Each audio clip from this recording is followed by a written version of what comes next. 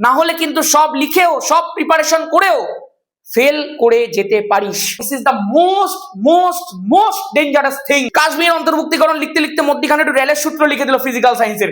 ধামাকা শুরু করা যাক। হ্যালো এন্ড ওয়েলকাম সবাইকে আমার ইউটিউব চ্যানেল অ্যাডভেঞ্চার একাডেমির আরো একটা নতুন ভিডিওতে। আমি তোমাদের মেন্টর সৈকত দাস। তোরা প্রত্যেকেই জানিস অ্যাডভেঞ্চার একাডেমি তোদেরকে মাধ্যমিক ভৌত বিজ্ঞানে 100তে 100 পাওয়ানোর সংকল্প নিয়েছে, কিন্তু শুধুমাত্র ভৌত বিজ্ঞান তোর মাধ্যমিকের নম্বরকে বিরাট জায়গায় নিয়ে যেতে পারবে না।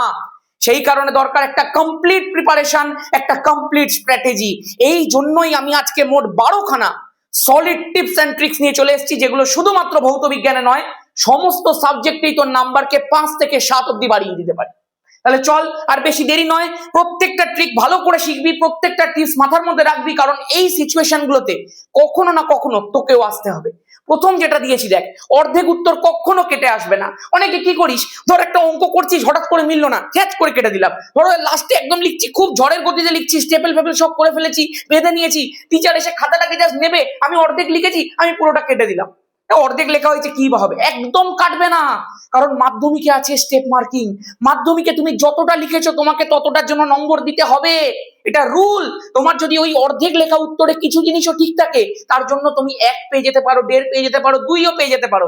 অর্ধেক অঙ্কের যদি কিছু স্টেপ ঠিক থাকে, তুমি 2ও পেয়ে যেতে পারো।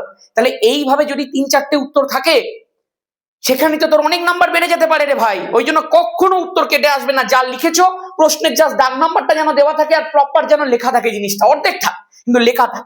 নেক্সট, কোনো প্রশ্ন ছেড়ে আসবে না ভাই। অনেকে আমরা কি করি জানিস তো, পুরো করে নিলাম, তারপরে 3টে প্রশ্ন পারবো না, 3টে প্রশ্ন বাবা ছেড়ে চলে আসলাম। একদম না। আরে কিছু পড়েছিস তো, কিছু একটা লাইন জেনে থাকলে একটা লাইনও লিখে আসবি প্রশ্নের নম্বর দিয়ে, হয়ে গেল। ওই একটা লাইন থেকে তুই 1 নম্বর পেয়ে গেলি। ব্যাপারটা বুঝতে পারছিস? কি করতে হবে, কিভাবে নাম্বারটা বাড়াতে হবে, প্রত্যেকটা টেকনিক খেয়াল রাখবি। 3 নম্বর, এমসিকিউ না পারলে বা সত্য মিথ্যা না পারলে কি করবো দাদা? ধর তুই এমসিকিউ 5টা পারছিস না, সত্য মিথ্যা কোনোটা পারছিস না, কি করবি? এমসিকিউ গুলো সব সি মেরে দিয়ে চলে আসবি, বা সব বি মেরে দিয়ে চলে আসবি। আর পেন্সিল ঘুরি ঘুরি এটা বি ওটা সি মারিস না, জানো? সব সি না তো সব বি, মধ্যখানের গুলো মারবি কিন্তু ভাই, কোনার গুলো মারবি না, ঠিক আছে? আর সত্য মিথ্যা, সত্য মিথ্যা সব সত্য নাহলে সব মিথ্যা। আরে কিছু তো ঠিক হয়ে যাবে রে ভাই, কিছু না পাওয়ার থেকে কিছু পাওয়া তো ভালো, বুঝতে পারছিস তো? চল নেক্সট। অথবার প্রশ্ন নিয়ে একটা ভুল ধারণা আছে আমাদের মধ্যে। আমরা প্রত্যেকে মনে করি যে ধর কোনো একটা জায়গার মধ্যে 5খানা প্রশ্ন আছে, বলে দিয়েছে যে কোনো 4টির উত্তর লিখতে হবে। আমরা সবসময় ভাবি প্রথম যে 4টে আমরা হয়তো লিখবো সেগুলোই চেক হবে। একদমই নয়। তুমি 5টার 5টাই লিখে এসো, যেই 4টে তোমার ঠিক হবে অথবা যেই 4টে তোমার ম্যাক্সিমাম নাম্বার থাকবে, সেই 4টে তোমার নাম্বারে যোগ হবে। বাকি যেটার মধ্যে কম নাম্বার থাকবে, অথবা যদি সবকটাই ঠিক হয় তাহলে যে কোনো একটা বাদ চলে যাবে। এই রকম ব্যাপারটা হয় কিন্তু ভাই। কোনো ভুল ধারণা মনের মধ্যে রাখবে না যে আমার প্রথম 4টে চেক হবে। প্রথম 4টে নয়, যে 4টে ঠিক হবে সেই 4টে চেক হবে। যেই 4টেতে ম্যাক্সিমাম নাম্বার তুমি পাবে সেই 4টে তোমার চেক হবে। ধরো তুমি প্রথমটাতে 2 পেয়েছো, তারপরেরটাতে 2 পেয়েছো, তারপরেরটাতে 2 পেয়েছো, তারপরেরটাতে 2 পেয়েছো, তারপরেরটাতে তুমি 1.5 পেয়ে গেছো, তাহলে তোমার এই প্রথম 4টে দেখা হবে, এটা বাদ হয়ে যাবে। বা ধরো তুমি মধ্যখানে কোনো একটার মধ্যে 1.5 পেয়েছিলে, শেষেরটার মধ্যে 2 পেয়েছিলে, তাহলে এইটা চেক হবে, এটা বাদ হয়ে যাবে। ব্যাপারটা বুঝতে পেরে গেছো? নেক্সট প্রশ্ন দেখা যাক। বলেছে প্রশ্ন কি, নেক্সট স্ট্র্যাটেজি দেখা যাক। নতুন পেন দিয়ে পরীক্ষা কখনো শুরু করবে না। এটা অনেক ছেলে মেয়ে ভুল করে, আমিও করতাম। মা পরীক্ষার আগে নতুন পেন কিনে দিয়েছে, কোনো টিচার নতুন পেন দিয়েছে, দাদা দিয়েছে, দিদি দিয়েছে, ওই পেন নিয়ে চলে গেলাম। একদম নয়। যেই পেনে তোমার হাত একদম সেট আছে, যেই পেন দিয়ে তুমি মোটামুটি লিখে লিখে অভ্যস্ত, আবার এমনি করিস না যে একদম শেষের মুখে আছে ওই পেন নিয়ে চলে যাবো না। তুই নতুন পেন কেন, মোটামুটি কিছুদিন লিখে নে, 2-1 দিন লিখে নে, তারপর ওই পেনটা তো হাতের মধ্যে সেট হয়ে গেল, ওই পেনটা তুই নিয়ে যা। এমনি করে মোটামুটি 10খানা মতো পেনের একটা সেট তৈরি করে রাখ, যেই পেনগুলো দিয়ে তুই 1, 2বার, 3বার, 5বার লিখে নিয়েছিস, এবং ওই পেনগুলো হবে তোর ব্রহ্মাস্ত্র পেন, ওগুলো দিয়ে তুই মাধ্যমিক দিতে যাবে। এমনি 10টা পেনের একটা সেট তৈরি কর, কিছু কালো থাকবে কিছু নীল থাকবে, ঠিক আছে? চলো নেক্সট। বলেছে প্রথম পেজে কাটাকুটি একেবারে নয়। অনেকে কি করে, প্রথম পেজটার মধ্যে প্রথম উত্তর লিখতে গিয়ে খুব ঘাবড়ে যায়। এটা বাংলা পরীক্ষাতে বিশেষ করে হয়। প্রথম উত্তরটা লিখতে গেছি, আরেকটুখানি ভালো লিখলে হয়তো ভালো হতো, চ্যাঁচ করে কেটে দিলাম, আবার পর থেকে লিখতে শুরু করলাম, ইমপ্রেশন খারাপ হয়ে যায়। এবং ইমপ্রেশনের বিশাল দাম আছে ভাই। তোর খাতার রোবট চেক করবে না, কিন্তু তোর খাতা মানুষ চেক করবে। সেই কারণে খুব সাবধান, মানুষের ইমপ্রেশন অনেক ম্যাটার করবে। আজকে যদি তুই একটা খাতা দেখতে বসি যার প্রথম পৃষ্ঠাটার মধ্যে একদম জঘন্য লেখা, এক কাটা এখানে কাটা এই কাটা সেই কাটা, তুই এই খাতাটাকে দেখতে পছন্দ করবি? হয়তো দেখা গেল তার মধ্যখানে অনেক সুন্দর লেখা, কিন্তু একদম তোর মনের মতো হবে না, তোর ইমপ্রেশন খারাপ। তোর অন্যগুলোতে যেখানে 3 দেওয়ার কথা ছিল সেখানে তুই 2 দিয়ে বেরিয়ে যাবি, যেখানে 5 দেওয়ার কথা ছিল সেখানে তুই 3 বসিয়ে দিয়ে বেরিয়ে যাবি। তুই হলো তো তাই করবি, টিচারও তাই করবে। ব্যাপারটা বুঝতে পারছিস? ইমপ্রেশন কোনোভাবে নষ্ট করা যাবে না। নেক্সট জিনিসটা দেখ। আচ্ছা, আরেকটা বিষয় এখানে কাটা নিয়ে বলে দিই। অনেকে জানিস তো, যেন মনে হয় খাতার সাথে শত্রুতা করে তাকে কাটছে।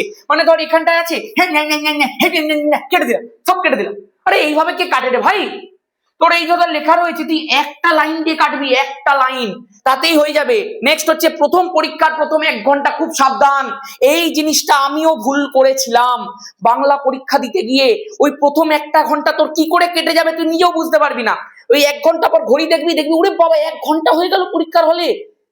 1 ঘন্টা তো পড়তে বসলে হতো না কোনোদিন, পরীক্ষার হলে কি করে হয়ে গেল ভাই? কিন্তু এই বিষয়টা হয়।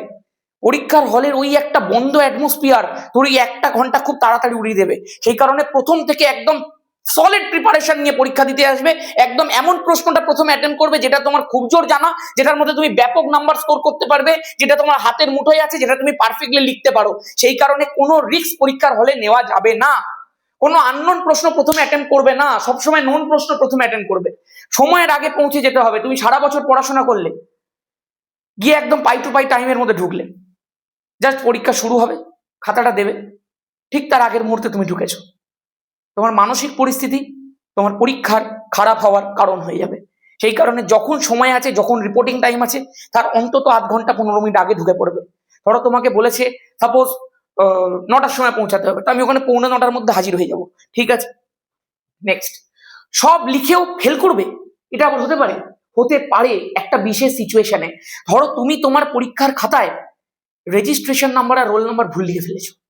এই রকম একটা সিচুয়েশনে তোমার খাতায় গরমিল দেখা যেতে পারে, তোমার রেজাল্ট নট ফাউন্ড দেখাতে পারে। খুব সাবধান, এই সিচুয়েশনটা কিছু জনের সাথে সত্যি হয়।